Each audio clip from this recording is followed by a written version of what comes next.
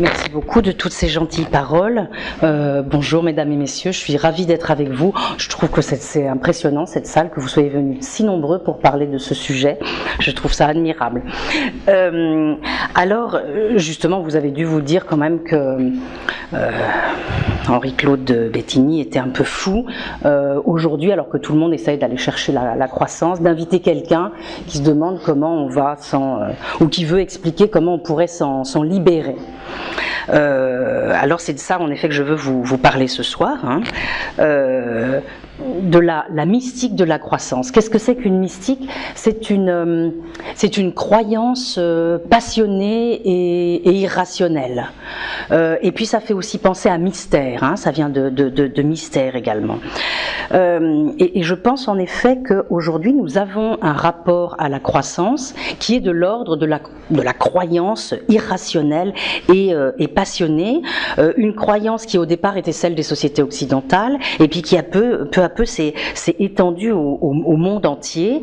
Et ce que je voudrais d'abord essayer de comprendre avec vous, c'est pourquoi est-ce qu'on a cette croyance tellement folle dans la croissance, avec un double paradoxe. Le premier paradoxe, c'est que ça fait quand même plus de 30 ans que tous les responsables politiques, de quelque tendance qu'ils soient, réclament à corps et à cri le retour de la croissance, implorent pour que la croissance revienne.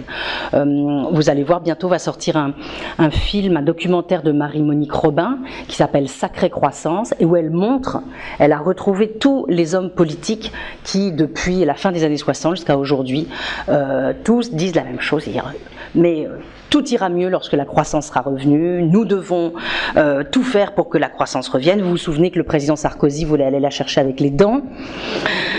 Après, le président Hollande voulait la pousser. Après, Arnaud Montebourg a dit je ne sais plus trop quoi, je ne sais plus ce qu'il voulait lui faire faire. Enfin, voilà, on a l'impression de quelque chose qui résiste et dont on voudrait bien, en effet, qu'elle revienne, qu'elle se déchaîne un peu. Or, pourquoi je parle de paradoxe? Parce que depuis la fin des années 60, le taux de croissance est en baisse tendancielle.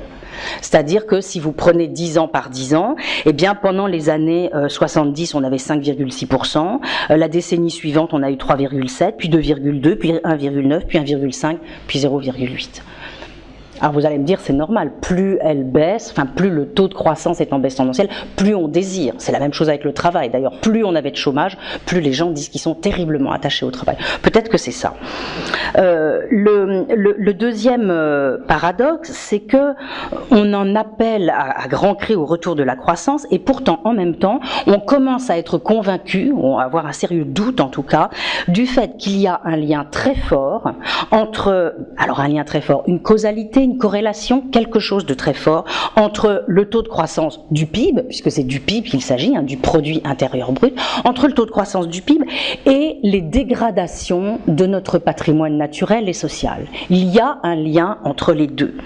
Par exemple, on sait très bien que la courbe des émissions de gaz à effet de serre, ça fait comme ça, et la courbe du PIB, elles sont superposables. C'est au moment où le taux de croissance du PIB a décollé que les émissions de gaz à effet de serre ont commencé à se répandre ou à se concentrer d'une manière extrêmement forte. Voilà ces deux paradoxes. Donc la croissance, elle apparaît comme une sorte de deus ex machina, je dirais même comme un veau d'or. Alors bien sûr, si on en appelle au retour de la croissance, c'est parce que la plupart de nos dispositifs sociaux dépendent de la croissance.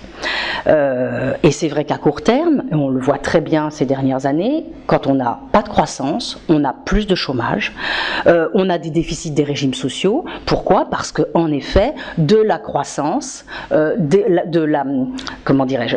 masse salariale repose sur la croissance, et c'est sur la masse salariale qu'on a un certain nombre d'indexations de dispositifs sociaux. Donc oui, voilà la première première raison pour laquelle nous sommes attachés à la croissance, mais c'est aussi, je crois, beaucoup plus profond, c'est que nous sommes des sociétés fondées sur la croissance. Nos sociétés sont structurées, construites autour de la croissance. La croissance structure notre dynamique sociale, et je crois aussi qu'elle est devenue pour nos sociétés une drogue, une nécessité.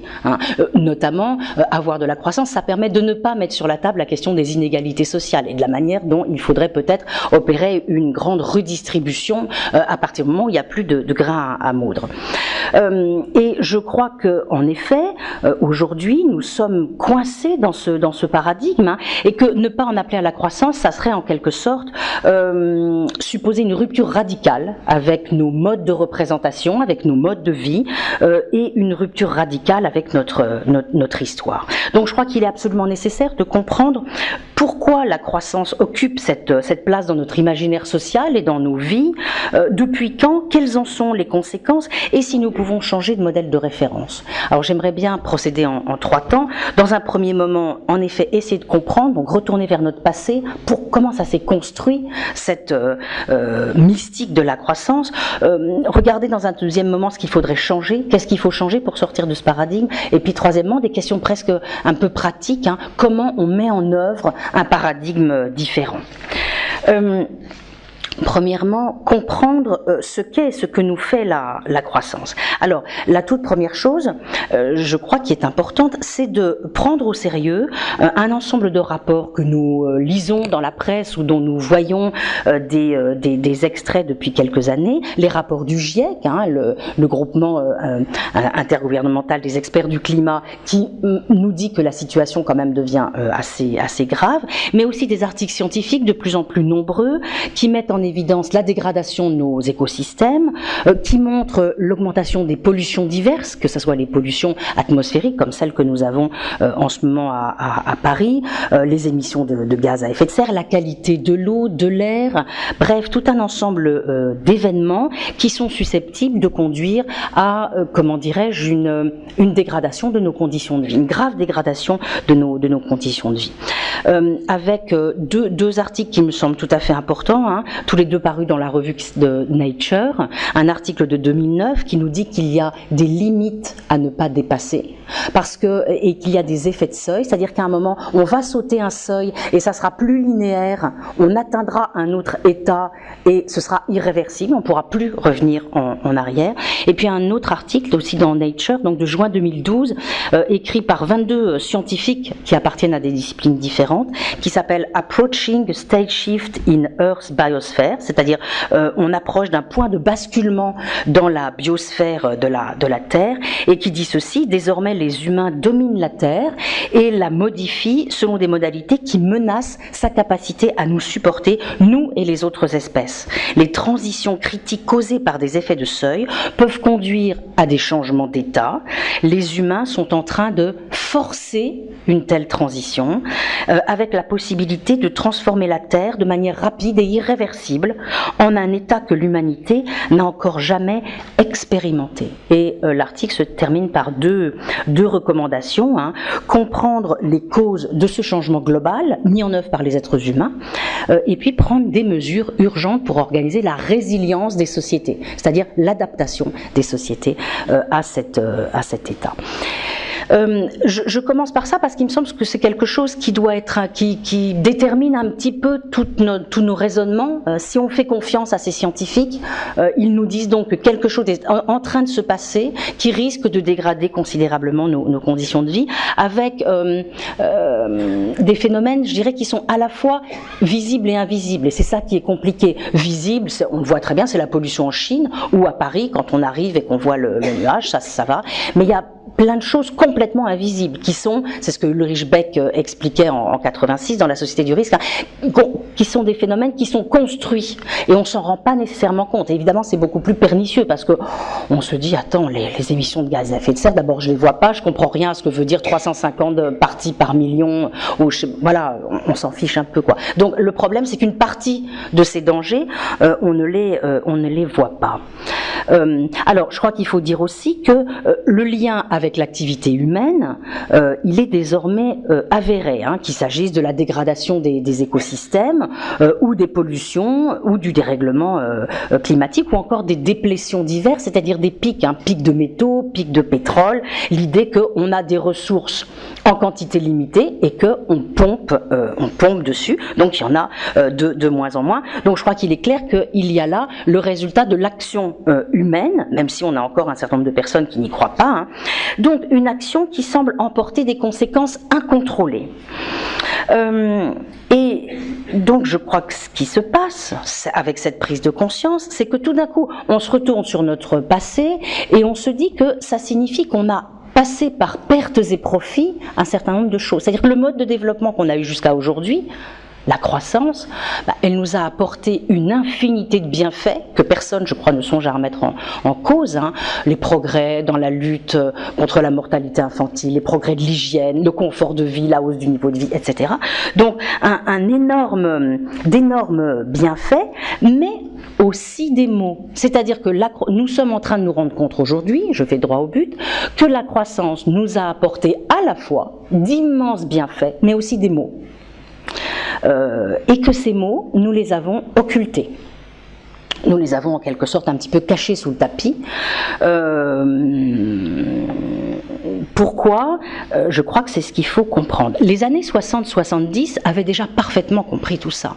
Je vous renvoie au livre des Meadows, traduit en français par Halte à la croissance, à toutes les critiques de la société de consommation, mais aussi il y a un très joli débat qu'on retrouve sur les archives de l'INA, hein, un débat au Club du Nouvel Observateur en 1972 avec Edmond Maire, le secrétaire général de la CFDT, avec André Gortz, avec le président de la Commission européenne de l'époque, et Edmond Maire dit ceci, en 1972, la croissance comme but de l'économie marchande, l'idéologie de la consommation-obsession, non seulement ne répondent pas aux besoins humains fondamentaux, mais ne peuvent plus être poursuivis sans pousser le monde à la catastrophe. Au total, dit-il, les 5%, c'est la belle époque, hein, les 5% de croissance annuelle dont on nous parle n'ont aucun sens profond.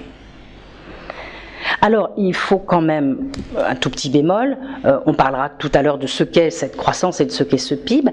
À l'époque, il n'y avait pas dans ces 5%, il n'y avait pas l'ensemble des services non marchands, il n'y avait que le marchand.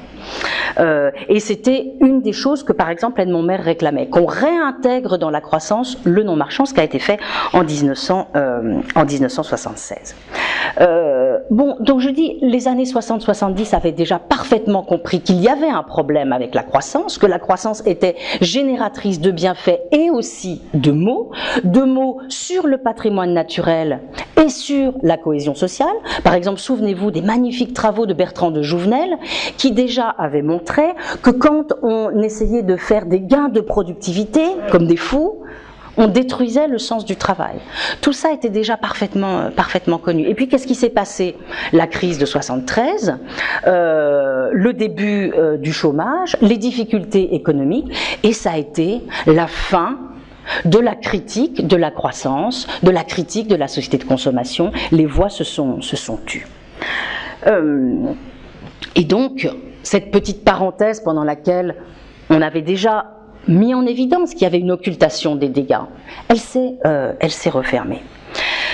Il me semble que pouvoir occulter ces dégâts ou ces dégradations, ça veut dire, j'essaye de dépioter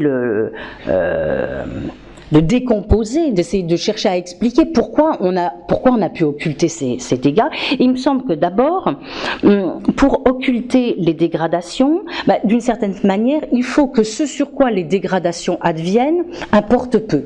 La nature, dégradation sur la nature, il faut que ça importe peu, ou alors il faut qu'on ait instauré entre l'homme et la nature une relation telle que c'est normal et ça n'a pas d'importance.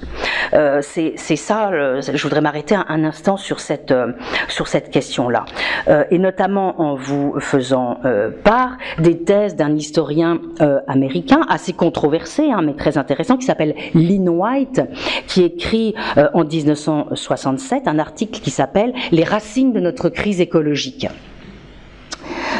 Il écrit ceci: vers 1285, la ville de Londres souffrait déjà d'un problème de smog dû à la combustion du charbon. Mais la combustion de carburants fossiles menace, elle, d'altérer la composition chimique de toute l'atmosphère du globe. On est en 67, avec des conséquences que nous commençons seulement à entrevoir. Si l'on ajoute à cela l'explosion démographique, la prolifération cancéreuse d'une urbanisation anarchique et maintenant la multiplication à l'échelle géologique des dépôts d'ordures et des eaux usées, on voit clairement qu'en dehors de l'homme, aucune créature n'a jamais souillé son habitat avec autant de rapidité. Alors que nous dit Lynn White? Il nous dit qu'à la fin du 7e siècle, on a inventé une nouvelle charrue. Une charrue avec un nouveau type de soc. Il fallait alors 8 bœufs pour la tirer et non plus 2. Or souvent les paysans n'avaient que 2 bœufs, donc ils ont été obligés de mutualiser leurs bêtes, et puis du coup ils ont fait une production beaucoup plus importante. Dès lors, écrit notre ami Lynn White, la répartition des terres ne dépendait plus des besoins des familles, la relation de l'homme à la terre s'en trouvait profondément changée. Auparavant, l'homme faisait partie de la nature, désormais il l'exploitait. Alors comment est-ce qu'il explique ça? Eh bien, il explique que ce nouveau rapport d'exploitation de la nature dans laquelle on se trouve, il n'est pas le produit d'un progrès technologique qui nous serait tombé sur la tête, il est le produit des nouvelles représentations portées par le judéo-christianisme. Il est le produit de la victoire du judéo-christianisme sur le paganisme. Pourquoi ? Parce que dans la Genèse, le monde est créé par Dieu, l'homme se distingue du monde, parce qu'il est fait à l'image et à la ressemblance de Dieu, et l'homme a vocation à régner sur la nature. Verset 26 de Genèse 1, puis Dieu dit, faisons l'homme à notre image, selon notre ressemblance, qu'il domine sur les poissons de la mer, sur les oiseaux du ciel, sur le bétail, sur toute la terre et sur tous les reptiles qui rampent sur la terre. Dieu créa l'homme et la femme et il leur dit, soyez féconds, multipliez, remplissez la terre et l'assujettissez et dominez sur les poissons de la mer.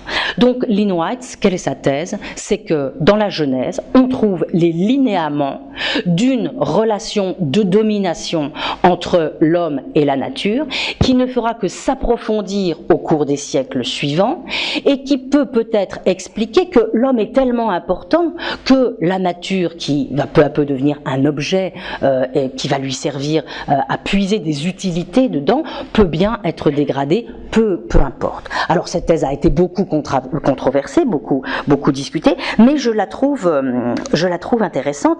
Pourquoi le passage du paganisme au judéo-christianisme? Parce que, dit White, avant, avec le paganisme, il y avait un petit génie dans chaque élément de la nature. Et donc on ne pouvait pas dominer, brutaliser, assujettir la nature. Alors il y aurait là, peut-être, si nous croyons Lynn White, donc un premier pas dans, je dirais, la déréalisation de la nature et le fait qu'on va pouvoir, après tout, la dégrader bien tranquillement. Après, au XVIIe siècle, Francis Bacon, avec sa Nouvelle Atlantide et avec l'idée que, avec la science et la technique, on va pouvoir extorquer à la nature ses secrets. Il faut qu'on y aille, il faut lui extorquer ses secrets pour améliorer la condition humaine. Même chose avec Descartes. Descartes qui réduit la nature à de l'étendue, à de la matière. Galilée qui à l'époque va dire que la nature s'écrit sous la forme de cercles et de triangles. Bref, peu à peu, tout au long du Moyen Âge puis jusqu'au XVIIe, on vide la nature de son épaisseur et on instaure, souvenez-vous de Descartes, un nouveau rapport de sujet-objet entre l'homme et la nature. Et puis, j'en arrive au XVIIIe siècle aussi, où va s'ajouter en quelque sorte une nouvelle étape dans cette occultation et dans cette déréalisation. Par exemple, comme on le voit à l'œuvre chez Adam Smith, avec la description qu'Adam Smith nous donne dans les recherches sur les causes de la richesse des nations, l'idée que ce que nous avons à faire de mieux, ce que nos sociétés doivent faire, c'est produire. Hein, j'introduis un élément nouveau là. Pourquoi on occulte? Non seulement parce que peu à peu on déréalise la nature, mais aussi parce que peu à peu, l'acte qui devient le plus important dans la société, c'est la production. C'est travailler la nature pour la mettre sous la forme de l'usage pour nous, la mettre sous la forme d'utilité, n'est-ce pas? Et qu'est-ce qui est très, très intéressant dans la représentation que Smith se fait de la production et du travail, hein? Pourquoi est-ce que la production est tellement importante dans sa représentation? Parce que la production et le travail, c'est aussi une manière de tenir les individus ensemble. On a une époque où on est en train de nous raconter que l'ordre ne vient plus de Dieu, mais que ce sont les sociétés qui se donnent à elles-mêmes leur propre ordre, en quelque sorte, leur propre stabilité. Et donc, il faut arriver à tenir tous ces individus ensemble. Et qu'est-ce qu'on peut trouver de mieux pour tenir des individus ensemble que des gens qui vont être obsédés par le fait de produire quelque chose et qui vont être tenus tous ensemble par le travail. Pourquoi? Parce que avec le travail, vous avez quelque chose qui vous permet de mesurer l'effort que fait chacun. Hein. J'apporte quelque chose j'apporte ma contribution à la production, et ça je peux le mesurer parce que le travail est une quantité divisible. Et puis ça va me permettre tout simplement aussi de calculer en retour la rétribution qu'on me doit, le salaire. Donc là, avec cette métrique-là, vous avez une manière de tenir les individus ensemble. D'où chez Smith l'énorme importance de la production, parce que la production, c'est pas seulement quelque chose qui vous permet d'améliorer les conditions de vie, c'est quelque chose qui finalement vous donne la démocratie, la civilité, l'ordre social. C'est en quelque sorte la fabrique du lien social. Avec la production, vous fabriquez le lien social et vous tenez les individus ensemble. Donc c'est extrêmement important, et je pense que ça explique en partie l'importance qu'aujourd'hui encore nous accordons à la production, parce que être attaché au taux de croissance et considérer que le taux de croissance c'est ce qu'il y a de plus important dans une société, c'est derrière considérer que l'acte le plus important d'une société c'est la production et la consommation. Et donc je crois que derrière cet attachement à la production, il y a des choses extrêmement profondes, à la fois anthropologiques et politiques, et que la production c'est à l'époque considéré comme la meilleure manière de tenir les individus ensemble. Et puis ensuite, j'avance dans les siècles pour voir comment se produit donc ce que j'appelle cette occultation. Les sciences humaines et sociales, elles vont aussi apporter leur contribution à cette déréalisation de la nature et à cet oubli de la nature. Les sciences sociales du 19e siècle, par exemple, économie et sociologie. L'économie peu à peu va complètement se déréaliser. À un moment, on avait encore les physiocrates ou Malthus, qui considéraient que la nature, c'était quelque chose de résistant, qui avait un principe de limitation dans la nature. Et puis peu à peu, avec les successeurs, avec Jean-Baptiste Say, ou avec Walras, cette idée que la nature pourrait être un facteur limitant va être complètement oubliée. Et on va se retrouver avec des fonctions de production où il n'y aura plus que le travail et le capital, et où on aura complètement oublié la nature. Et donc là encore, je dis que ça explique en partie l'occultation, puisque la nature, elle n'est plus là, elle n'est plus nulle part. Et quelqu'un comme Jean-Baptiste Say va par exemple nous dire que de toute façon, ces choses-là, on n'a même pas à les considérer, puisque comme elles nous sont données gratuitement, elles ne rentrent pas dans le calcul économique, on n'a pas à s'en occuper. La nature.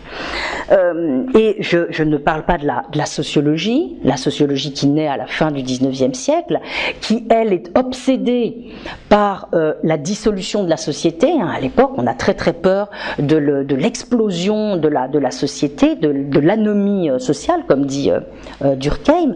Et donc la sociologie, elle va être obsédée par la manière de faire tenir les individus ensemble, et elle s'occupera pas du tout du rapport entre les individus et la nature. Et puis j'en arrive alors à ce qui me semble l'occultation suprême, c'est le produit intérieur brut, l'invention du produit intérieur brut. Parce qu'il me semble que même s'il y a des causes anthropologiques, politiques, à l'oubli de la nature et donc à l'élection d'un type de lien particulier, de relation particulière entre l'homme et la nature, un des produits finaux de tout ça, c'est la construction du produit intérieur brut. C'est une convention, une pure convention, hein, ça n'est pas, comment dirais-je, ça n'est pas une formule physique qui aurait une certaine vérité. C'est une convention humaine, c'est-à-dire ce sont des gens qui se sont réunis et qui ont décidé qu'on allait mesurer de cette manière et qu'on allait appeler richesse, création de richesse, le produit intérieur brut. C'est une convention qui s'invente à la fin des années 30, entre la fin des années 30 et la fin des années 40, aux États-Unis et en France. Donc c'est une invention. Ça veut dire qu'il y a des décisions. Et par exemple, ça veut dire que l'on décide que la richesse de la société, ça sera telle chose et pas telle autre. Il y a des opérations d'exclusion et d'inclusion. Et Kuznets, Simon Kuznets, qu'on considère comme un des inventeurs de la comptabilité nationale, que le Sénat américain avait chargé de faire un rapport sur la construction, l'estimation du revenu national aux États-Unis, explique ça très bien. Il dit c'est très très très compliqué de faire ce genre d'opération parce que par exemple, est-ce qu'on va faire rentrer dans la richesse, dans le produit intérieur brut ou dans le revenu national, est-ce qu'on va faire rentrer tout ce qui se passe à l'intérieur du foyer? Et puis, avec quelle unité est-ce qu'il faut le mesurer? Avec une unité monétaire ou une autre unité de compte? Bref, ça nous montre que décider ce qui représente la richesse d'une société, c'est le résultat d'une convention, d'une discussion et de décisions qui sont prises par des gens. Et par exemple, vous avez un sociologue qui s'appelle François Fourquet, qui a écrit un très très beau livre dans les années 80, qui s'appelle Les Contes de la puissance, et qui raconte comment ça s'est fait en France. Au terme de quelle discussion, menée par qui, on a fini par s'entendre ou par imposer quelque chose qui était la définition du produit intérieur brut et des différents agrégats qui seront utilisés par la suite par la comptabilité nationale. Et Fourquet raconte qu'à l'époque, les inventeurs de ces conventions étaient obsédés par le déclin de la France, et par le malthusianisme français, que donc c'était des réformateurs qui s'occupait de ces questions-là, avec la création de la première INSEE, du premier service qui deviendra l'INSEE, et il montre bien comment le produit intérieur brut, ça va être une grandeur qui braque le projecteur sur vraiment ce qui compte pour la puissance de la nation. Et notamment à l'époque, sur la manière, les grands secteurs en reconstruction, la production d'acier, donc la production matérielle. Et Fourquet a cette jolie formule, parce qu'il s'interroge sur la question de savoir qu'est-ce que c'est qui est productif, quand on essaye de comprendre ce que c'est que la production.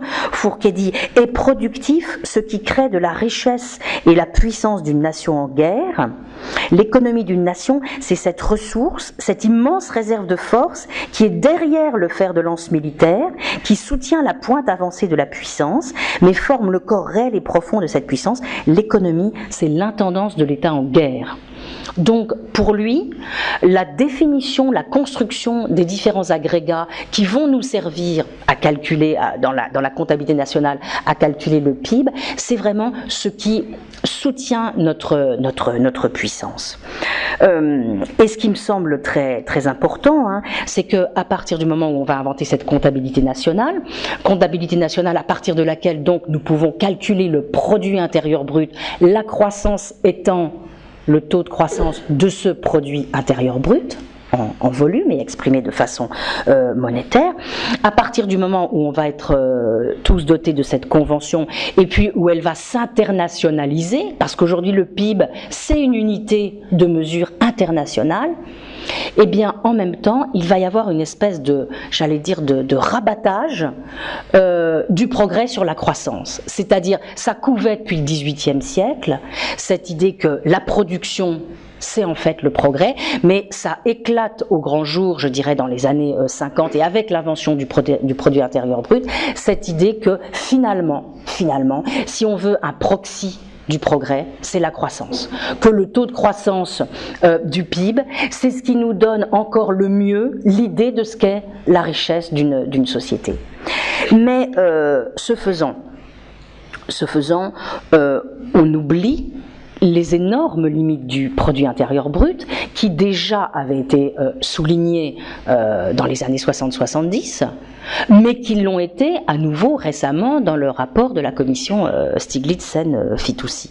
Je rappelle les 4 grandes limites du produit intérieur brut. Premièrement, parce que vous voyez, donc, produit intérieur brut considéré comme la création de richesse annuelle, mais il faut bien voir que c'est le résultat d'une découpe sur la réalité. Quand on dit que c'est la richesse d'une société, c'est quoi exactement? Limite du PIB. Premièrement, ce PIB, il oublie complètement des activités essentielles pour la reproduction de la société. Par exemple, dans le PIB ne rentrent pas toutes les activités familiales, domestiques, de loisirs, bénévoles, citoyennes, une énorme quantité d'activités qui occupent un temps fou et qui sont en plus, c'est ce qu'a révélé la dernière enquête emploi du temps, qui sont les activités préférées des Français. Les activités préférées des Français, c'est des activités très simples, se promener, faire de la danse et de la musique, parler avec les autres, rencontrer des personnes, vous voyez, c'est des activités à empreinte écologique très légère. Mais donc tout ça, toutes ces activités qui sont essentielles pour les gens, pour le bien-être, elles ne sont pas dans le produit intérieur brut. Alors qu'est-ce que ça veut dire ? Ça veut dire notamment que si vous les supprimez, par exemple, il n'y a plus d'activités, vous n'avez plus de temps avec vos enfants, vous n'avez plus de temps de loisirs, ça ne se voit pas. Enfin si, ça se verra dans le PIB parce que vous aurez normalement un PIB encore plus gros. Mais leur disparition n'est marquée nulle part. Donc c'est une première énorme limite. Deuxième limite du produit intérieur brut, il n'est pas affecté ou pas suffisamment affecté par les inégalités dans la consommation ou dans la production. Vous pouvez avoir un gros produit intérieur brut qui sert à la consommation de 10% de la population comme de 90% de la population. Vous pouvez avoir un produit intérieur brut qui est soutenu par des différences de consommation absolument gigantesques. Idem pour la production. Vous pouvez avoir un très gros produit intérieur brut avec un énorme taux de chômage ou un petit taux de chômage. Bref, il ne nous dit rien des inégalités. Troisième énorme limite du produit intérieur brut, il mélange complètement, il n'en a rien à faire du caractère utile ou pas des activités. Il mélange complètement les activités qu'on peut considérer comme utiles socialement ou toxiques ou anticiviques. Vous avez vu ou pas qu'il y a quelques mois, on a changé le système de comptabilité internationale et qu'on a décidé, on a demandé aux services statistiques d'intégrer dans le produit intérieur brut la prostitution et la vente des drogues et que d'ailleurs l'INSEE française a refusé de faire ces ajustements. Mais donc, ça ne vous dit rien sur l'utilité sociale des activités. Et puis évidemment, dernière limite énorme du produit intérieur brut, comme c'est une comptabilité qui n'est pas patrimoniale, eh bien, j'ai envie de dire, c'est toujours positif. C'est-à-dire qu'à mesure que vous produisez de la valeur ajoutée, puisque le PIB, c'est la somme des valeurs ajoutées, vous produisez des valeurs ajoutées, mais nulle part, vous ne regardez comment votre patrimoine naturel, patrimoine humain, varie. C'est-à-dire comment vous avez de moins en moins de ressources naturelles, comment vous dégradez la qualité de vos sols, de votre air, de votre eau, de tout ce que vous voulez, comment votre capital santé ou capital humain ou la santé sociale de votre société, comment elle évolue, ça vous ne le regardez pas. Vous regardez juste vos valeurs ajoutées, s'additionner.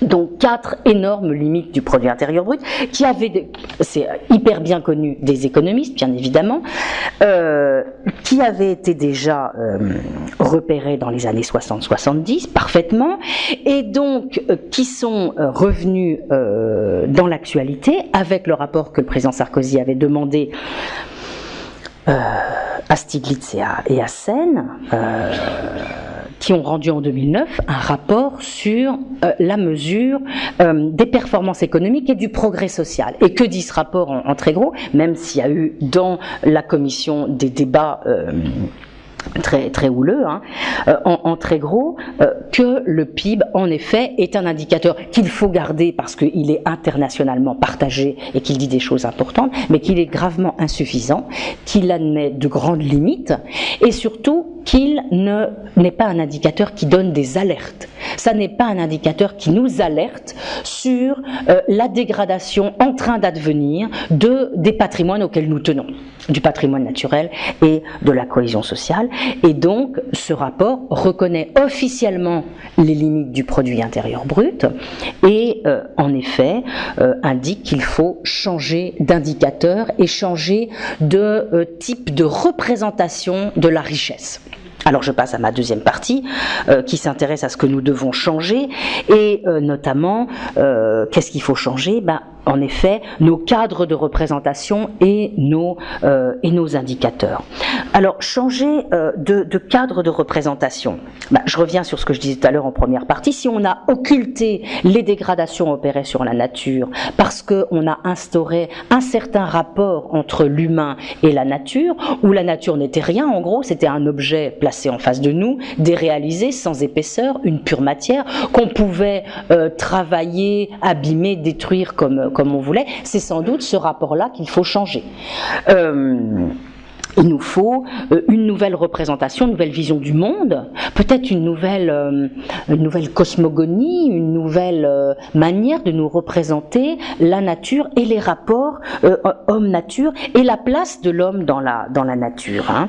Et il nous faut en tout cas, c'est ce que racontent par exemple des personnes comme Aldo Leopold, un premier écologue, ou Hans Jonas, un philosophe qui écrit le principe responsabilité à la fin des années 70, il nous faut une nouvelle éthique. Une nouvelle éthique au sens d'un nouveau corps de règles régissant nos relations, les relations entre humains et nature, pour que cesse le rapport d'exploitation et de domination dont nous avons vu que Lynn White voyait l'origine dans la Genèse, donc pour que cesse ce type de rapport et qu'on mette en place un autre type de rapport. Pourquoi ? Hans Jonas l'explique très bien, il dit il nous faut une nouvelle éthique de la responsabilité. Pourquoi ? Parce que avant, c'était l'homme qui était petit et vulnérable, et aujourd'hui c'est la terre qui est petite et vulnérable face à l'action de l'homme. Et donc avant, la responsabilité des hommes, elle pouvait rester entre humains.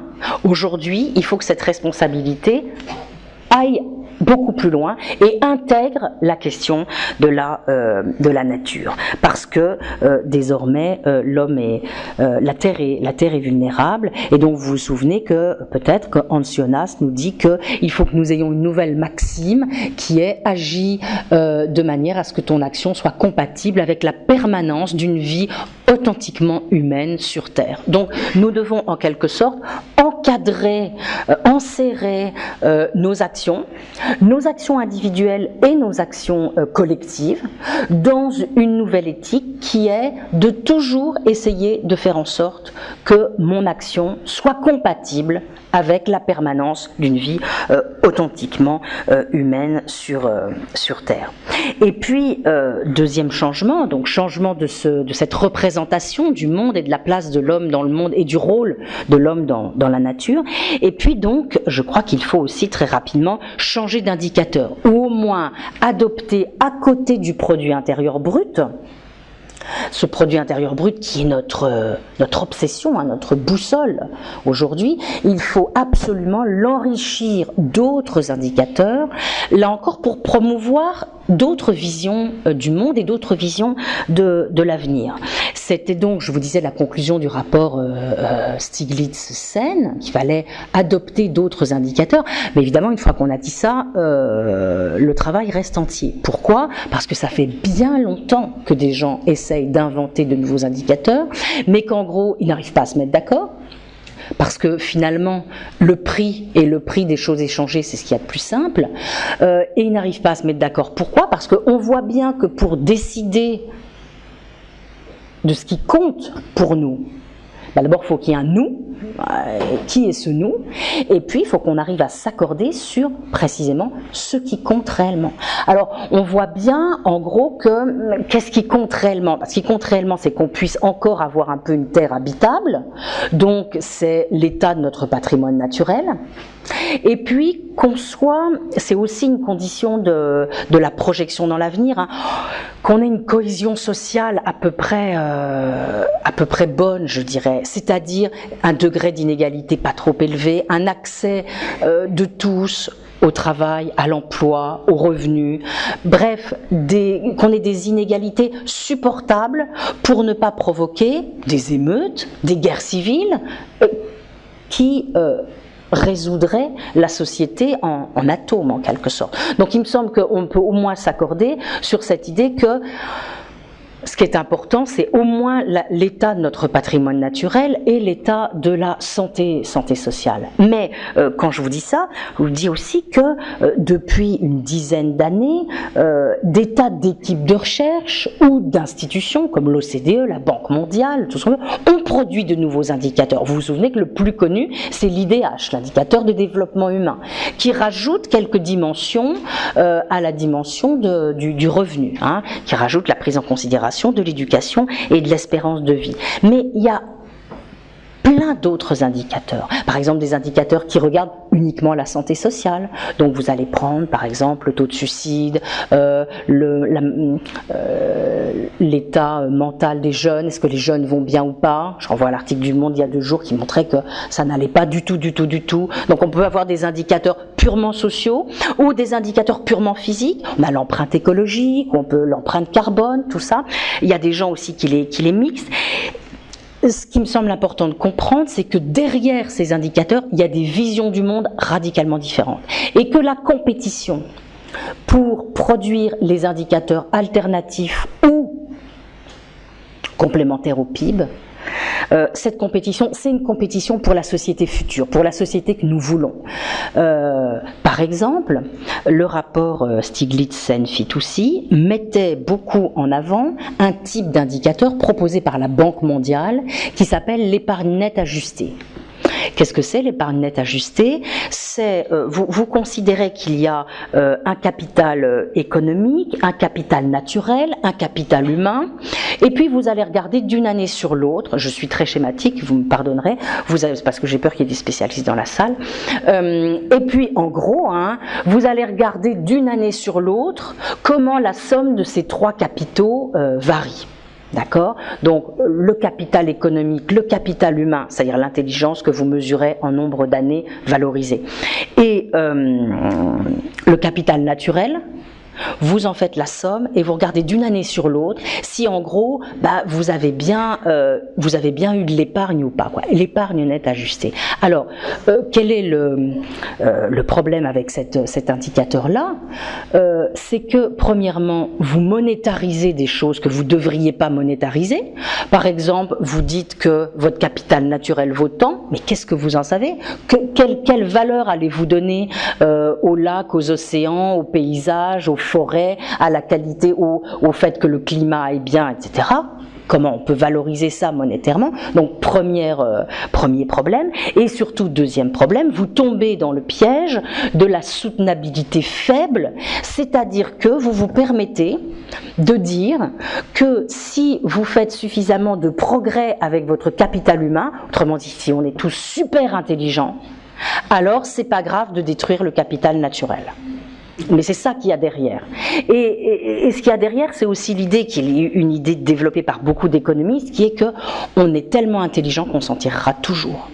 Et que le génie humain fait que même si on a tout épuisé, le pétrole, l'uranium, il y aura toujours une nouvelle ressource qui arrivera, le progrès technologique sera là pour nous sauver, et c'est exactement ça qu'il y a derrière cette idée des trois capitaux, d'où l'interdiction d'un certain nombre de personnes d'additionner les trois, ces personnes disant attention, il faut adopter une vision de la soutenabilité forte et pas faible, c'est-à-dire regarder chacun dans son compartiment comment évolue le capital humain, mais le capital naturel et le capital économique. Et donc le capital, ou j'aime mieux le patrimoine naturel, il faut absolument le sauvegarder, et on n'a pas le droit d'accepter une dégradation du patrimoine naturel, même si on est toujours plus intelligent, ou si on a inventé, je crois qu'il y a ça aussi derrière, ou si on a inventé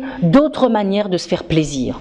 Parce que comme on vit sur une doctrine économique qui nous dit que l'essentiel c'est notre satisfaction, hein, l'économie néoclassique nous dit ça, ce qui importe c'est la quantité de satisfaction. Et donc, qu'est-ce que ça veut dire? Ça veut dire qu'après tout, si on trouve un autre moyen que la nature pour nous donner des satisfactions, c'est gagné.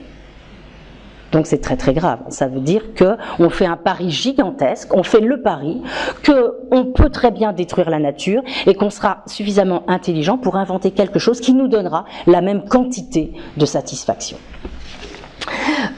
Donc, tout ça pour dire que le changement d'indicateur, les indicateurs qu'on va choisir, c'est absolument déterminant.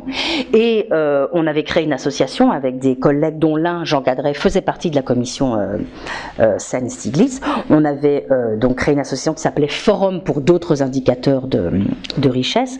Et une des idées que l'on soutenait à l'époque, alors on reprochait à la commission Stiglitz de ne pas avoir suffisamment discuté avec la société civile et avec les citoyens, de ne pas avoir fait des conférences citoyennes, autrement dit. Et puis on soutenait que si on veut construire des indicateurs qui vont nous montrer comment évolue ce à quoi nous tenons, alors il faut absolument impliquer les gens.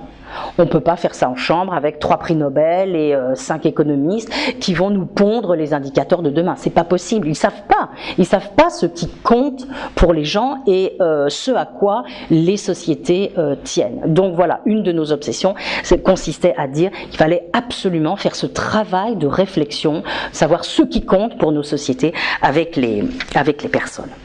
Alors, je continue, changer de mode de représentation, la relation homme-nature, changer d'indicateur, et puis ça suffit pas de changer d'indicateur. Je crois que non seulement il faut changer d'indicateur, mais il faut changer d'indicateur pour relativiser notre attachement à la croissance. C'est-à-dire, si on relativise le PIB, il faut aussi relativiser ce que représente le PIB, c'est-à-dire la dynamique de croissance elle-même.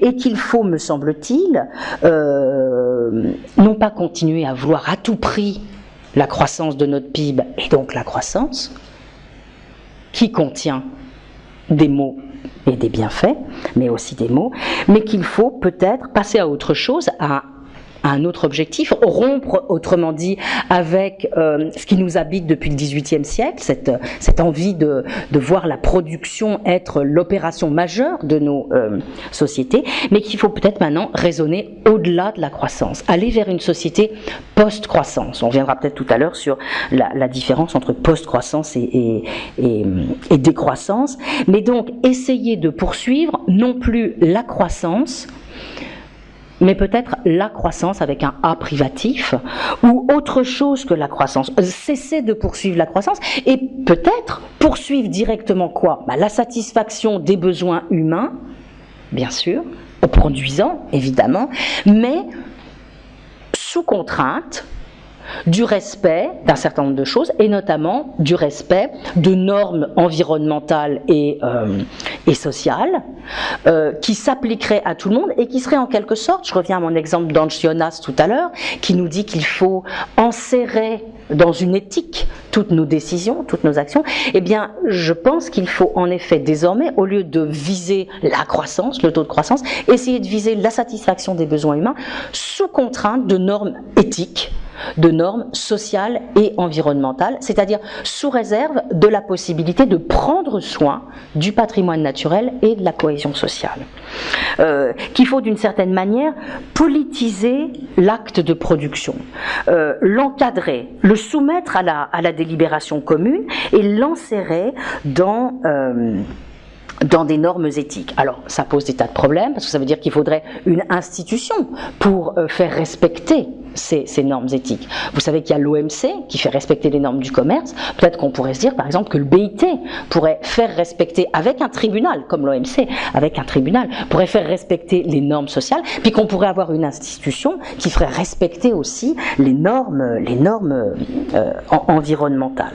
Donc, voilà, essayer d'abandonner la croissance du PIB comme objectif de nos sociétés et faire autrement. Et donc s'engager, et j'en arrive à mon troisième point, à mon comment, et donc s'engager dans ce que moi j'appelle la reconversion écologique de la société, ou la reconversion écologique de l'économie, c'est-à-dire véritablement un changement de paradigme où non seulement on ne poursuivrait plus la croissance comme but ultime, on ferait plus le détour par la croissance, mais on irait droit au but, la satisfaction des besoins humains sous contrainte du respect d'un certain nombre de choses, mais aussi donc s'engager dans la reconversion écologique de notre société, celle qui nous permettra notamment de diviser nos émissions de gaz à effet de serre par 4, de produire autrement, de consommer autrement. Comment est-ce qu'on peut faire ça?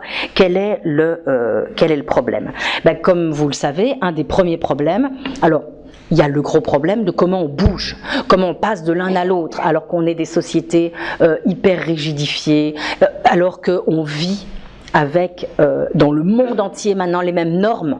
Le produit intérieur brut, il est calculé de la même façon dans le monde entier. Donc comment on va pouvoir inventer autre chose que ça et le partager au niveau mondial? Comment on organise ce changement? J'aime bien les théories d'un politiste qui s'appelle Peter Hall, qui dit que pour changer, il faut d'une part se trouver dans un moment où on a prouvé l'échec absolu du paradigme sous l'empire duquel on vit.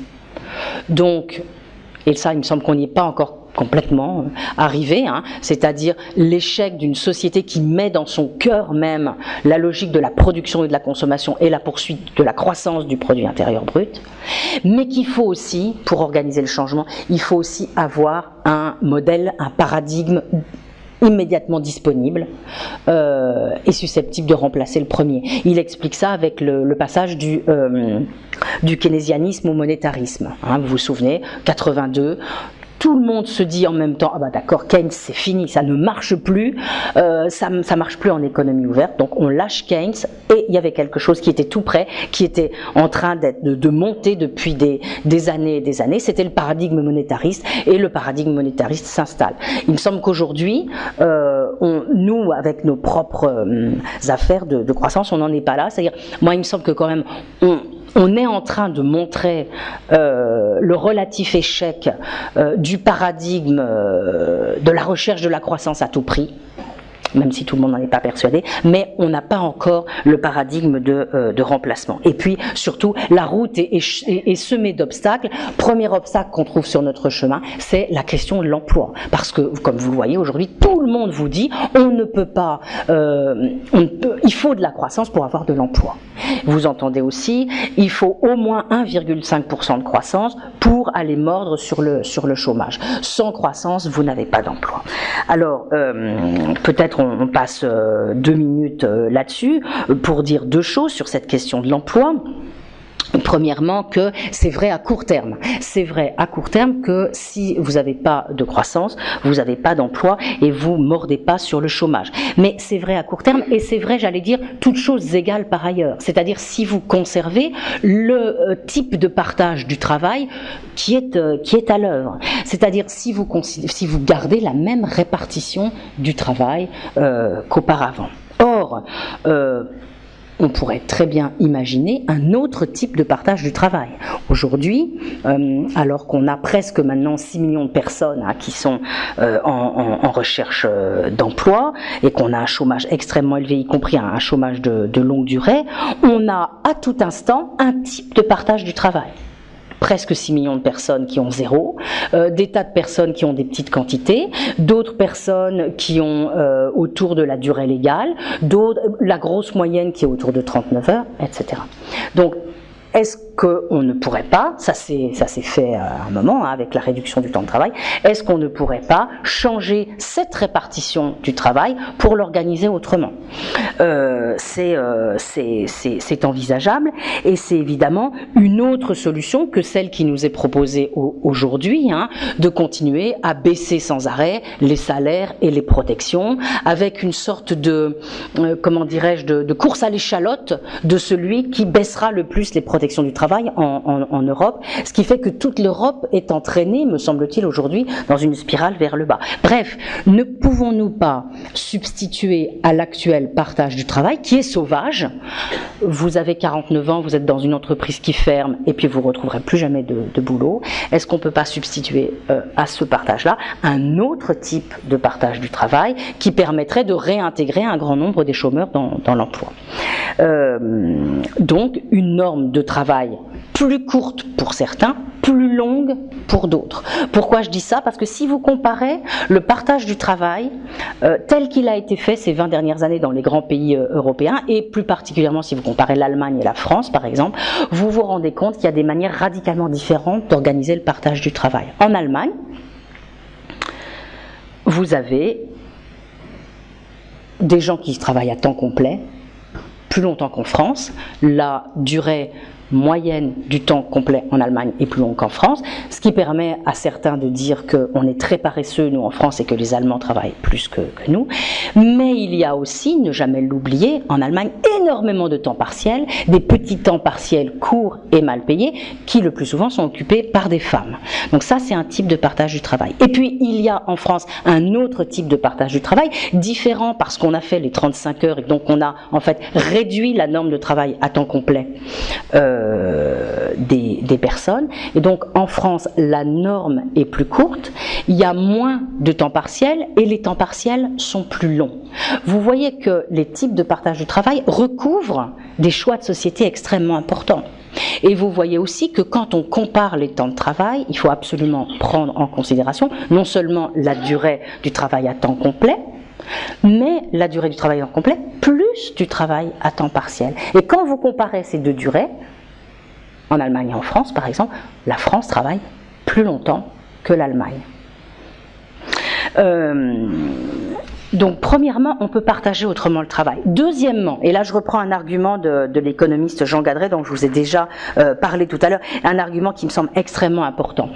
Gadret dit que si nous faisons une production plus propre écologiquement et socialement, par exemple, des tomates ou des fraises goûteuses, cultivées dans de bonnes conditions sociales à côté, pas transportées par avion, versus des fraises pleines de pesticides, amenées par avion avec des gaz à effet de serre et ramassées dans des conditions assez déplorables dans d'autres pays.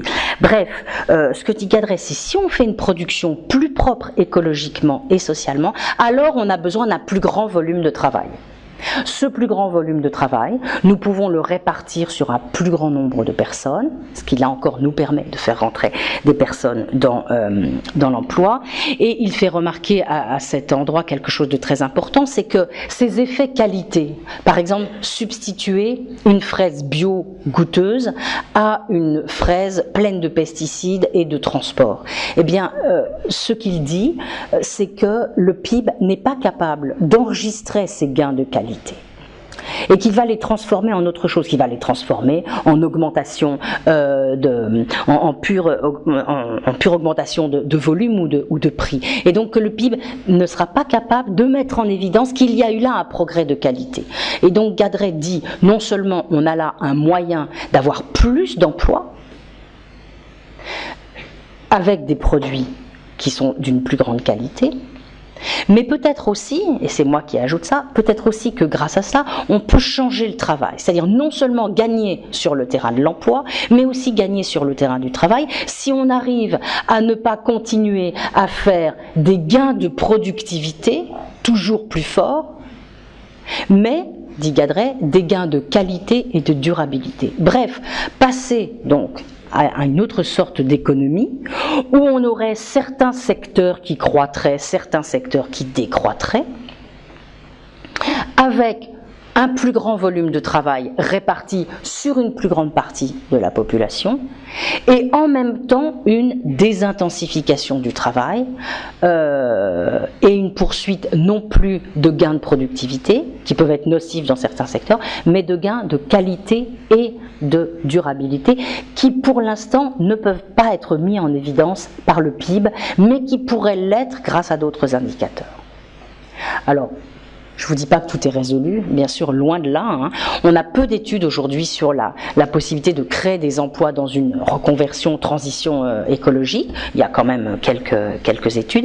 Mais voilà, je trouve que cette piste de réflexion qui lie la question de la reconversion écologique, du travail et de l'emploi est intéressante. Et donc, nous ne devons pas nous laisser arrêter par la question de l'emploi et qu'au contraire, peut-être que ce que nous devons faire, c'est comprendre que la question de la reconversion écologique, elle peut servir la cause de l'emploi. C'est-à-dire que les deux causes, loin d'être contradictoires, la cause écologique et la cause de l'emploi, peuvent peut-être au contraire se servir l'une l'autre, être mises au service l'une de l'autre.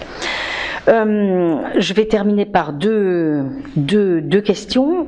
Sur quels acteurs peut-on compter pour s'engager dans cette reconversion écologique qui me semble nécessaire, non seulement nécessaire mais qui peut être donc intéressante, une nouvelle source de bien-être, une amélioration de nos conditions de vie. Sur quels acteurs peut-on s'appuyer? Il me semble qu'il y a eu en 2008 une petite fenêtre de tir. Vous vous souvenez de 2008, c'était le début de la grande crise, mais aussi un moment où on était résolu à lutter contre la financiarisation du monde, à faire des plans de relance verts. Il y avait eu un rapport du BIT sur les emplois verts. Il y avait une alliance au niveau européen entre les mouvements écologistes, les salariés et les gouvernements pour s'engager dans des plans de relance verts. Ça a tenu 1 ou 2 ans et puis ça s'est arrêté. C'est-à-dire que là encore, comme dans les années 70, hein, cette fenêtre qu'on avait s'est refermée et puis tout est reparti comme avant. Et donc, on n'a pas réussi à construire cette cause commune. Il me semble qu'il faut parvenir à construire une cause commune entre notamment les salariés, les travailleurs et ceux qui soutiennent la gravité de la question écologique. Pourquoi ? Parce qu'aujourd'hui, si on est assez court-termiste, on se dit pour résoudre la crise économique et sociale, il faut absolument de la croissance. Et du coup, on repousse à toujours plus loin la question du moment où il faudra vraiment prendre des décisions pour s'engager vers la réduction des gaz à effet de serre et le passage au facteur 4. Alors vous allez me dire que j'ai sauté une étape là, que j'ai fait un saut parce que après tout, on pourrait très bien s'engager dans la reconversion écologique ou la réduction des gaz à effet de serre sans toucher à la croissance. Et d'ailleurs, peut-être vous avez vu qu'il y a 2 jours, Stern a sorti un nouveau rapport disant, peut-être pour rassurer les opinions publiques, hein, qu'on pouvait à la fois avoir de la croissance et atteindre les objectifs de réduction des gaz à effet de serre. Alors, pourquoi pas, mais vous savez peut-être que ça pose la question centrale du découplage, c'est-à-dire de la capacité ou de la croissance verte. Est-ce que la croissance verte est possible? Donc de la capacité à découpler les prélèvements opérés sur la nature ou les rejets ou les émissions de gaz à effet de serre et la production. Est-ce qu'on peut parvenir à continuer à avoir de la croissance sans prélèvement trop élevé sur le patrimoine naturel ou sans pollution, gaz à effet de serre, etc. Un très grand nombre de travaux disent que non. Un très grand nombre de travaux disent que pour parvenir à découpler, à arriver au découplage absolu et non pas relatif, alors il faudrait une quantité d'innovation technologique, de progrès technologique qu'on ne voit pas à horizon de 20 ans. Alors là-dessus, vous savez aussi qu'il y a des controverses. Il y a par exemple aux États-Unis Gordon, dont on a pas mal reparlé ces derniers temps, un économiste qui dit que ça y est, l'innovation s'est épuisée, qu'on n'aura plus jamais des innovations comme l'électricité qui ont conduit derrière à des grappes très très très importantes. D'autres disent que c'est pas vrai. En tout cas, ce qui se dégage de la plus grande partie des études, c'est qu'il y a un pari à faire sur le progrès technologique pour qu'on arrive à ce découplage. C'est-à-dire qu'il faudrait une quantité énorme de progrès technologique. Du coup, qu'est-ce que ça veut dire? Ça veut dire que certainement, il faut continuer à espérer dans cette voie du progrès technologique, mais que peut-être aussi il faut que nous revoyions dès maintenant, non seulement donc l'ensemble de notre structure économique, ce que j'appelle la reconversion écologique, mais aussi sans doute notre consommation. Mais là, je vais peut-être pas m'engager trop avant sur ce sujet. Juste peut-être pour dire d'un mot que nos consommations, contrairement à ce qu'on pourrait croire, avec l'idée que la consommation est en train de se dématérialiser, donc elle pèse de moins en moins lourd, que de toute façon la consommation c'est du symbolique, eh bien au contraire de tout ça, la consommation pèse de plus en plus lourd, on consomme de plus en plus de matière. C'est Juliette Schor qui a montré que le poids de la consommation américaine était chaque année plus élevé. Et donc je crois qu'il faut aussi qu'on fasse quelque chose, non seulement donc sur notre production, mais aussi sur notre consommation.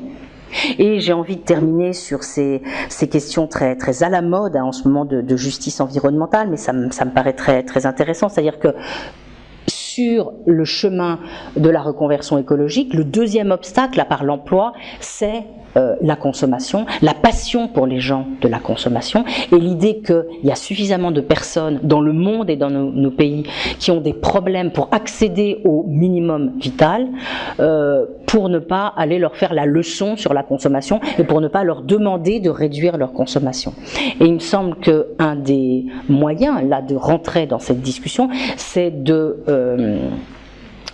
distinguer radicalement la consommation des différentes personnes et de voir l'immensité de l'inégalité de consommation. C'est-à-dire qu'il y a aujourd'hui une partie de la population la plus riche, les plus riches, c'est quelque chose qu'avait déjà raconté Hervé Kempf par exemple, qui consomment de manière absolument disproportionnée, qui vont pomper de manière disproportionnée dans les ressources communes et qui dégradent de façon disproportionnée aussi les biens communs. Et donc si on veut réfléchir sur une manière de réduire la consommation, il va sûrement falloir raisonner en termes de justice et sans doute nous intéresser plus spécifiquement à la consommation des pays riches et dans les pays riches, à la consommation des plus riches de ces pays riches.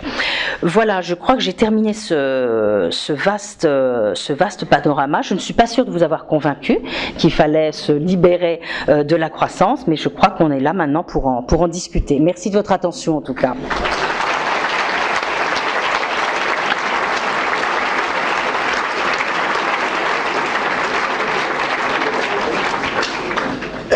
Merci beaucoup, Dominique. Merci beaucoup pour ce brillant exposé. Qui veut démarrer le débat? Je vous apporte le... Bonsoir. Je pense qu'on ne peut avoir que de la gratitude par rapport à la démarche que vous faites. Mais il y a un point sur lequel j'aurais aimé avoir votre point de vue, c'est, par exemple, dans le diagnostic de la croissance, vous n'avez pas dit un mot sur la croissance démographique depuis le 19e siècle. Et je pense que c'est un rôle quand même important. Et deuxièmement, pour être plus concret, si on voulait faire quelque chose, par où commencer, comment s'y prendre et que faire dès demain matin? On prend une seconde question pendant que vous prenez note, Dominique. Oui, bonsoir madame. Donc merci pour votre propos qui était passionnant. Je voulais juste revenir sur un point que vous avez évoqué tout à l'heure. Vous avez cité la Genèse, c'était passionnant.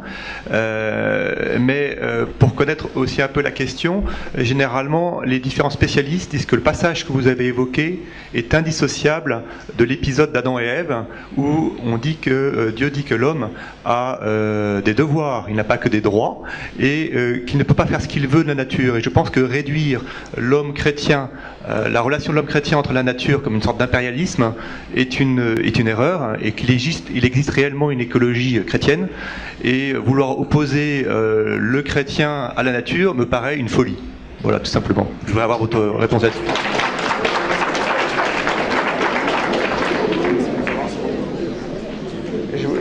Je vous laisse répondre, Dominique. Je suis entièrement d'accord. C'est ce qu'on a dit, c'est ce qu'on a rétorqué à Lynn White, qui a été très très critiqué. Mais je voulais prendre cet exemple parce que bien sûr, je suis tout à fait d'accord avec ce que vous dites, mais je pense que on peut, alors dire que ça inaugure, c'est pas exactement ça, mais c'est un petit caillou. Ensuite, dans une longue suite d'événements où peu à peu, ces fameux devoirs seront quand même considérablement oubliés. C'est la même chose avec Descartes, quand Descartes dit que il va falloir, qu'on va pouvoir se rendre comme maître et possesseur de la nature. Je ne crois pas qu'il veuille dire qu'il faut détruire la nature et détruire les animaux, même s'il y a la théorie des animaux-machines en même temps. Mais on s'aperçoit que peu à peu, à la mesure des siècles, et même s'il y a beaucoup d'exceptions, parce qu'il va y avoir énormément de gens qui vont au contraire s'intéresser à la nature, tenter de réinscrire l'homme dans la nature, lui redonner des devoirs, il y a quand même en effet un fil qui court et qui tend à mettre en place ce type de relation. Et je dis ça aussi parce que c'est un diagnostic qui sera très fort. Je ne sais pas si vous vous souvenez, dans ce livre de Adorno et Horkheimer, La dialectique de la raison, et qui est publié en 1947, donc après la Seconde Guerre mondiale et donc après les horreurs qu'il y a eu, où justement ils essayent de reconstruire a posteriori ce qui a pu amener à Hitler, à la Shoah, c'est-à-dire qu'ils essayent de montrer comment la rationalité était aussi porteuse de barbarie. Et alors ils ne remontent pas à la Genèse, eux, mais en effet à peu au développement de la logique calculante. Beaucoup insistent sur Descartes et sur la manière, sur la distance sujet-objet et la manière dont Descartes en effet a vidé complètement la nature de ses de son épaisseur. Donc entièrement d'accord avec vous pour faire très attention à ce qu'on dit sur ce moment-là. Un autre philosophe très intéressant, Hegel, donc début 19e, qui va aller jusqu'à dire qu'il faut détruire la nature, c'est-à-dire une telle un tel respect pour l'humain et une telle admiration pour la puissance de l'homme que ce qu'il dit, c'est que la vocation de l'homme, c'est vraiment de détruire la nature pour mettre de l'humain à la place. Sur la première question, oui, bien sûr que la croissance démographique a une énorme importance, mais là pour le coup, on tombe très vite dans des théories désagréables. Je veux dire, on ne peut pas demander aux personnes de cesser d'avoir des enfants. Donc, d'une certaine manière, ça en rajoute dans les efforts qu'on doit faire par ailleurs. D'ailleurs, non mais elle a été engagée, hein, la transition démographique dans un grand nombre de pays. Tout ça, c'est quand même relativement stabilisé, même si on va vers les 10 milliards en 2050, mais voilà, c'est plus difficile politiquement de dire quelque chose là-dessus. Qu'est-ce qu'il faut faire demain matin? Ça, c'est quand même une question très très compliquée. Je pense qu'il faut prendre notamment des... Alors, c'est pas bien de commencer par des mesures fiscales, mais c'est vrai que des taxes carbone et des choses comme ça, et des transferts de taxes sur le travail vers des taxes carbone, ça serait tout à fait important. Mais évidemment, ça devrait s'accompagner d'une pédagogie absolument immense. C'est-à-dire, je crois vraiment qu'il faut qu'on sorte des mesures technocratiques et qu'on puisse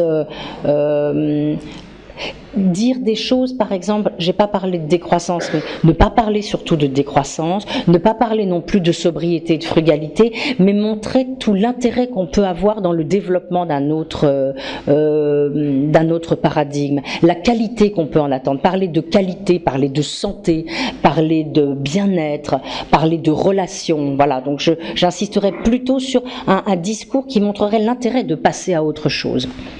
Monsieur. Oui, merci beaucoup. J'aurais deux petites questions. Premièrement, vous parliez dans votre première partie donc de l'historique de cette mystique de la croissance, et vous avez cité notamment, outre la Genèse, deux grands penseurs libéraux qui sont Adam Smith et Jean-Baptiste Say. Et à mes yeux, il y a quelqu'un que vous n'avez pas cité, et je voudrais savoir pourquoi vous ne l'avez pas cité, c'est Karl Marx. Parce que s'il y a bien un philosophe et un penseur qui, dans la réalité pratique au XXe siècle, a été extrêmement productiviste en Union soviétique et en Chine, c'est bien le communisme. C'est sans doute l'un des plus anti-écologiques qu'il y a eu, et vous ne l'avez absolument pas cité. Je voulais savoir pourquoi. Et la deuxième question, qui est sur la mise en pratique de ce que vous proposez, nous avons la chance ici en Europe, si je puis dire, d'être à croissance zéro, si on vous suit un petit peu, même si elle est mal partagée. En revanche, il y a des pays, justement la Chine, ils sont à plus 7 ou à plus 8. La Russie aujourd'hui est en développement basé essentiellement sur des dépenses militaires. Ne croyez-vous pas que c'est plutôt là-bas qu'il faudrait porter le combat ? Alors sur Marx, j'en parle dans mon bouquin pour dire que, mais c'est vrai, j'aurais pu tout à fait en parler, mais vous avez absolument raison. Alors là, vraiment, entre les libéraux et les communistes, même compétition pour avoir la plus grosse production possible, entièrement d'accord. J'en parle pour mon bouquin pour dire que certains ont essayé de le sauver en disant qu'il était écologiste avant l'heure, parce qu'il dit aussi que le travail épuise et les travailleurs et la nature, mais je crois que c'est difficile quand même de faire de Marx un grand écologiste. Est-ce que c'est pas là-bas qu'il faut porter le combat? Si, absolument, mais malheureusement je suis une pauvre petite Française, et si vous voulez, je pense que voilà, chacun d'entre nous jette ses idées où il peut, en espérant que ça se répandra plus ou moins, mais je suis d'accord, c'est pas nous les pires, et c'est pas l'Europe, c'est pas en Europe qu'on est les pires, mais je pense que on peut, quitte à faire de la compétition et de l'ostentation, pourquoi ne pas dire que l'Europe va être, au lieu de dire qu'on va être les plus compétitifs, puis de toute façon on n'y arrive pas, mais dire qu'on va être par exemple la zone du monde où il y a la plus haute, une zone de haute qualité écologique, sociale et démocratique. Pourquoi pas voilà, essayer de faire du benchmark là-dessus, au lieu de faire du benchmark sur la baisse du coût du travail ou la baisse de la protection de l'emploi. Mais vous avez raison, on n'est absolument pas les pires. Une question, monsieur. Selon les propos que nous entendons quotidiennement d'origine politique, médiatique, économique, la croissance et la consommation doivent être illimitées et obligatoires. Ce n'est plus une mystique, c'est un dogme. Oui. Je vais citer ici une phrase de Paul Masner, de Feu la banque Lehman Brothers, qui a dit « Faire passer l'Amérique d'une culture de besoin à une culture de désir, vouloir de nouvelles choses avant même que les anciennes ne soient consommées. » Alors, que devienne en pareil cas l'environnement, que devienne la notion de progrès et de bonheur, et que devienne l'alternance écologique que vous avez appelée tout à l'heure. Mais je crois que la réponse est dans la question, là. Il y a un très beau texte. Alors, il y a un très beau documentaire qui est accessible sur le net qui s'appelle The Story of Stuff, l'histoire de la matière, très très bien, où il cite un texte de Victor Lebeau. Je connaissais pas, moi, Victor Lebeau. Victor Lebeau, un texte de 1955, donc c'est quelqu'un qui est spécialiste de marketing, et c'est absolument extraordinaire. Il dit, donc il s'interroge sur la manière dont on va pouvoir pousser la consommation encore plus en 55 qu'en 54, et puis en 1956, et il dit la consommation doit devenir un rituel, et il explique, mais avec des phrases qui laissent complètement pantois, qui font penser à ce que racontait comment il s'appelait, Stéphane Lelay, sur le temps de consommation. Il explique comment la télévision, ça va être un instrument génial, précisément, mis au service de ce rituel. Et alors, c'est même pas que c'est un devoir, la consommation, c'est que vraiment, il explique comment il faut rentrer ça dans la tête des gens et comment on va faire. C'est un texte extraordinaire. Que devient le reste? Enfin voilà, vous avez répondu, c'est épouvantable évidemment pour l'environnement et pour le reste. Enfin, avec la consommation telle qu'elle existe aujourd'hui, ce que je vous ai dit, des matières de plus en plus présentes, voilà, une empreinte écologique de plus en plus lourde de la consommation. Mais il me semble, moi, qu'une gouvernance mondiale est inévitable pour donc gérer tout ça. Et quand on parle de la Chine, de l'Inde, etc., nous on l'a été au XVIIIe siècle, donc un peu de... Je dirais qu'il faut être humble et leur donner une leçon. On n'a aucune leçon à leur donner. Je crois que c'est de travailler ensemble qui est primordial. Oui, vous avez raison. Il y a toute l'affaire de ce qu'on appelle la dette écologique, puisque ce que nous reprochent ces pays, quand même, c'est nous d'avoir produit une très grande partie des concentrations de gaz à effet de serre qui existent aujourd'hui dans l'atmosphère. Donc, ils trouvent ça en effet un petit peu saumâtre que nous, après, nous venions leur dire, écoutez, s'il vous plaît, réduisez vos émissions, alors que nous sommes générateurs d'une très grande partie historiquement de celle-ci. Je suis d'accord. Alors, moi je voudrais revenir sur votre citation d'Hervé Kempf, qui a bien expliqué comment le modèle que les riches donnent aux classes moyennes de l'ensemble de la planète détruit la planète, puisque leurs types de consommation ne sont pas évidemment multipliables à l'infini, et donc ce modèle n'est pas viable. Et pour procéder à la transition dont vous parlez, je pense que plutôt que de chercher des solutions directement dans la politique ou l'économie ou comme vous nous indiquiez la possibilité de taxer, etc., je crois qu'il faut essayer de participer à la ringardisation des modèles qu'on nous a, à travers ce que vous avez décrit comme la judéo-chrétienté au départ, nous ont inculqué. C'est-à-dire, en gros, on peut s'appuyer sur des poètes, sur des artistes qui peut-être pourront, puisque tout ça sont des choses mentales, des représentations que nous faisons du bonheur, de la richesse, etc. Les représentations actuelles ne sont pas viables puisqu'elles détruisent, comme vous l'avez bien expliqué, la planète. Donc il faut passer à une autre représentation. Et là, je pense que tous ces personnes qui ne sont pas en général dans ce type de démarche, c'est-à-dire les poètes, etc., peuvent avoir un rôle énorme et qu'il faut peut-être chercher des solutions de leur côté. D'accord. Je rappelle juste un petit truc pour... Très bonne idée. Pardon ? Très bonne idée. Oui, juste un petit... par exemple, je rappelle que c'est Jean Cocteau et Joséphine Baker qui ont mis à la mode le fait de se bronzer et donc qui ont engendré une économie extraordinaire à travers le monde, juste par une posture en gros de poète et d'artiste. Donc voilà. Mais c'est difficile de faire ça avec les vertus qu'on voudrait voir se développer, c'est-à-dire la modération, la limitation. C'est difficile de rendre ça désirable. Alors je dis pas que ça se fait pas. Il y a tout ce qu'on nous raconte sur le slow food, maintenant l'éloge de la sieste, la lenteur, tout ça. Mais ça n'arrive pas je crois, à mordre sur une large partie de la population, parce que quand même, je crois qu'il y a quelque chose de très important, c'est que la consommation, elle a une puissance d'illusion extrêmement forte. C'est-à-dire, d'abord, les gens sont quand même, beaucoup de gens sont pas contents dans leur travail. On a l'impression qu'ils vont chercher des substitutions dans la consommation. Et dans la consommation, il y a l'impression de libre choix. Je peux exercer mon choix. Il y a l'impression qu'on montre qui on est. La consommation, c'est le support aujourd'hui d'extrêmement... de beaucoup de choses dont l'individu peut faire montre. Et ça, c'est très embêtant parce que pour lutter contre la passion de la consommation, il va falloir être très, très, très inventif. On a des poètes, mais plus que des poètes.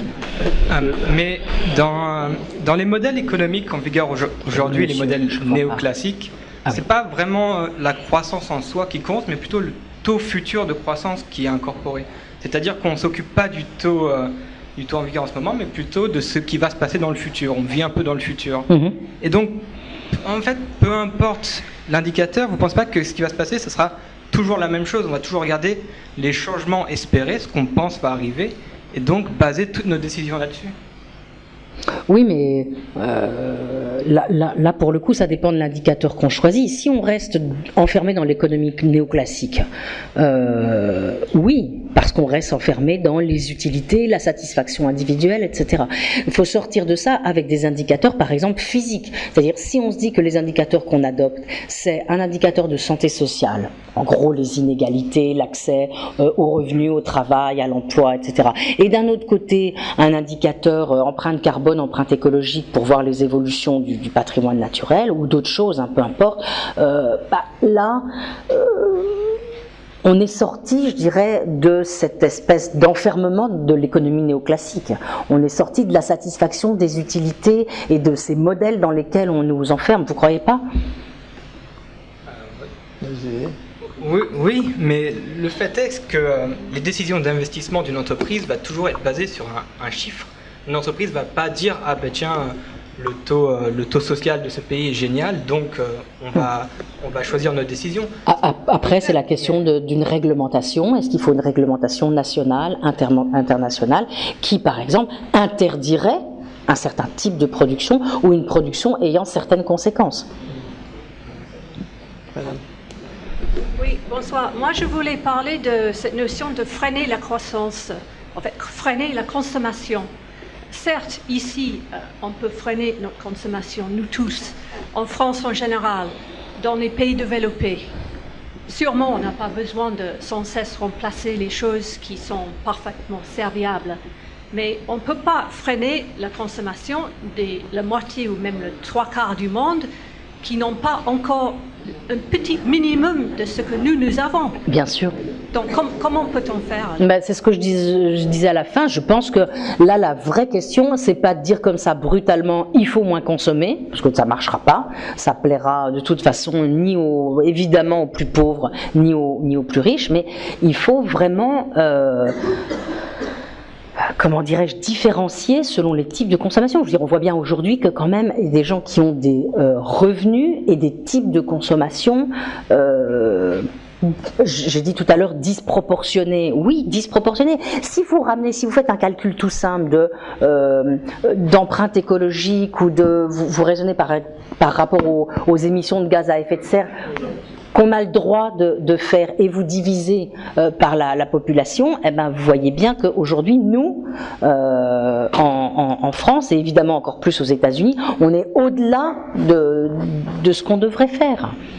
Donc, je dis pas qu'il faut un totalitarisme mondial qui va répartir, qui va donner à chacun ce qu'il a le droit de consommer, mais qu'un petit peu de redistribution des pays riches vers les pays pauvres et à l'intérieur des pays riches ne serait pas de trop pour s'engager sur la voie d'une révision de nos modes de consommation. Peut-être encore deux questions. Une question, monsieur. Je viens de terminer un livre passionnant qui s'appelle Liberté et compagnie. Passionnant parce que ouvrant des horizons immenses. Ce livre, écrit par un professeur français et un économiste américain, raconte comment certaines entreprises sont allées à l'encontre de la logique habituelle de complexité pour revenir vers des choses beaucoup plus simples, à savoir le bonheur des employés. Et ce bonheur des employés passe par la liberté de considérer que chaque employé dans une entreprise à sa place peut donner le meilleur de lui-même, et à travers d'autres notions, comme des notions d'équité, qui impliquent que tout le monde dans l'entreprise se sente solidaire, montrent que finalement, ces entreprises obtiennent par l'ingéniosité, par l'engagement mutuel, des résultats extraordinaires. Et l'intérêt de l'ouvrage, c'est qu'il montre que, notamment en France, certaines entreprises industrielles ont traversé les crises et qu'il n'y a pas on peut être une entreprise industrielle en faisant des produits de base et se développer en obtenant un consensus par cette simplicité. Et ce qu'on voit à l'échelle de la société, c'est à l'inverse de plus en plus de complexité, de plus en plus de règlements, de plus en plus... et finalement, ça fait perdre aussi cette notion simple que tout le monde a droit au bonheur et que peut-être il faut revenir à des choses plus fondamentales. Merci. L'importance du facteur humain, en effet, dans les résultats de l'entreprise, oui, je trouve bien qu'on ait mis en évidence comme vous dites, des résultats extraordinaires. Parce que moi, j'avais lu des études sur la France, et ce qu'on voit, c'est que les entreprises qui se comportent un peu différemment, qui essayent d'avoir une bonne politique du personnel, donc évidemment peut-être des coûts un petit peu plus élevés, etc., sont quand même rapidement, comment dirais-je, étouffées, écrasées par la logique de la compétitivité prix, quoi, où on essaye de raboter pas sur tout. Donc je trouve je vais le lire, et je trouve que si on arrive bien à démontrer ça c'est formidable, c'est un très bon outil pour aller dans la bonne direction. Rappelez-nous le nom de... Liberté et compagnie. Ouais. Dernière question, monsieur. Bonsoir. Donc merci pour votre conférence. Alors en fait, me basant sur les derniers travaux, gros travaux du Club de Rome, notamment le dernier livre de Jürgen Randers, 2052, qui fait une prévision sur les 40 prochaines années à venir. Bon, personnellement, je suis convaincu que la croissance, du moins en Europe, ne reviendra pas. Et j'aimerais bien savoir si, votre avis, en concernant la sphère politique ou les décideurs, du moins en France, qu'en est-il de leur opinion là-dessus? C'est-à-dire, est-ce qu'ils pensent vraiment que la croissance va revenir? Parce qu'en fait, à mon avis, ce serait beaucoup plus simple quand même si on partait tous du postulat qu'elle ne reviendra pas, notamment vous parliez de l'emploi. Si on sait que la croissance ne reviendra pas, on sait qu'on a une telle production à fournir chaque année, donc on répartit l'emploi, c'est le seul moyen de réduire le chômage. Est-ce que vous savez, en ce qui concerne les décideurs... Voilà. Merci beaucoup.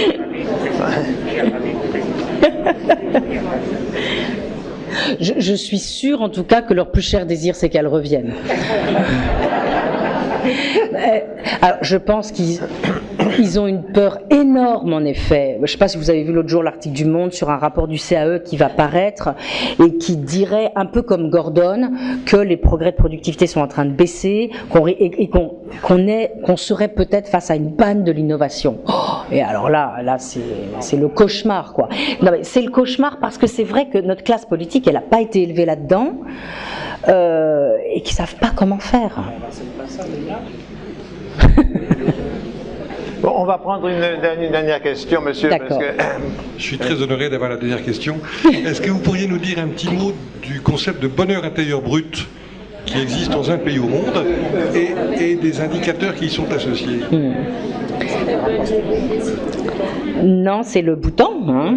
J'ai une amie qui passe maintenant régulièrement, une amie qui est dans notre réseau Forum pour d'autres indicateurs de richesse, qui a passé du temps là-bas, parce que les personnes qui s'intéressaient aux nouveaux indicateurs étaient un peu critiques vis-à-vis du Bhoutan. Un pays pas très net, peut-être un peu un dictateur. Enfin, voilà. Bref, elle a passé du temps là-bas, elle a recueilli, elle a bien regardé comment l'indicateur était organisé. Elle trouve que c'est très très très intéressant. Alors, c'est pas hyper original, c'est-à-dire c'est un indicateur à, je ne sais plus, il y a 27 composantes, je crois. Il est très précisément travaillé, il prend en compte des dimensions individuelles et collectives.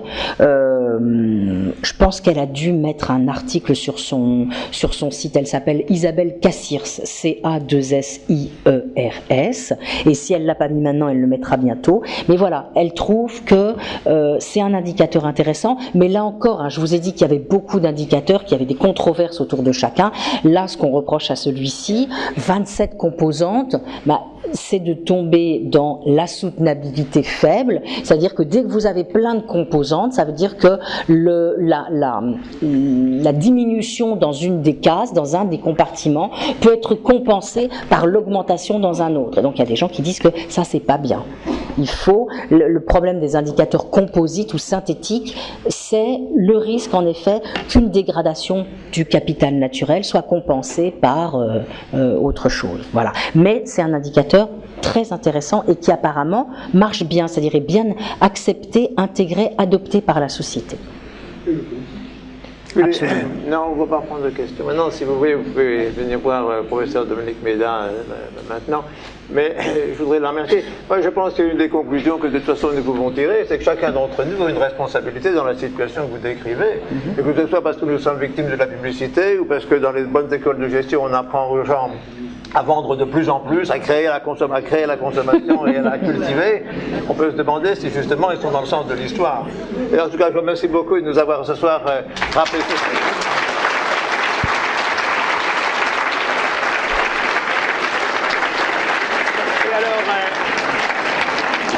Merci beaucoup à vous, vous étiez une salle merveilleuse. Et merci à Henri-Claude.